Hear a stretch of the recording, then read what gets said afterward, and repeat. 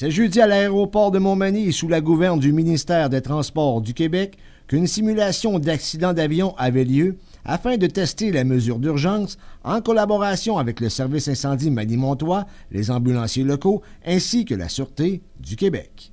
Guillaume Paradis, porte-parole du ministère du Transport du Québec, pouvez-vous nous expliquer un peu ce que vous voyez présentement, ce qui se passe? Bien, aujourd'hui, le ministère des Transports réalise un exercice terrain. Alors, on simule un incident qui implique un avion. Bien sûr, on prend une minivan pour le remplacer en éconolène. À l'intérieur, il y a des gens qui jouent le rôle des passagers, du pilote. Ces personnes-là ont été maquillées, ont reçu également des instructions pour simuler différentes blessures qu'ils auraient pu subir lors de l'incident.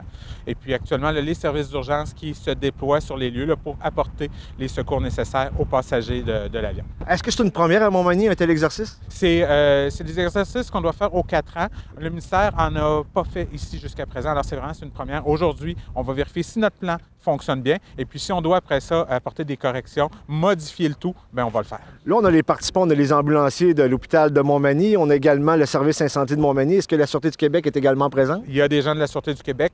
Tous les partenaires qui restent déployés dans un tel incident seront présents aujourd'hui. Alors, ils vont arriver de façon graduelle, comme c'est le cas lorsqu'il se passe un vrai accident. Au moment où on se parle, les pompiers arrivent. On a aussi des policiers qui arrivent de façon simultanée. Alors, les gens vont se déployer, ils connaissent leur protocole. Aujourd'hui, notre but, c'est beaucoup de voir comment que les différents intervenants ensemble sont capables de s'intégrer.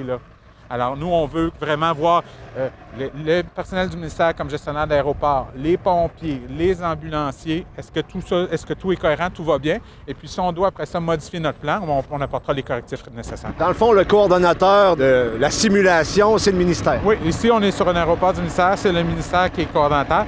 D'ailleurs, vous avez vu, quand les gens sont arrivés tout à l'heure, il y en a qui ont enfilé des dossards, tout ça. C'est parce que tout est prévu dans un événement comme ça. Il y a des dossards qui sont de différentes couleurs ou avec différentes inscriptions pour vraiment que les rôles soient bien définis. Alors, on distribue les dossards au personnel, on installe un gyrophare vert sur le centre de commandement et tout ça, c'est pour que les communications entre les différents intervenants se fassent le mieux possible. Mais on sent quand même une tension qui est palpable. On prend ça au sérieux, même si c'est une simulation. On veut que ça soit au point. Ah oui, on joue pas aujourd'hui. C'est la réalité.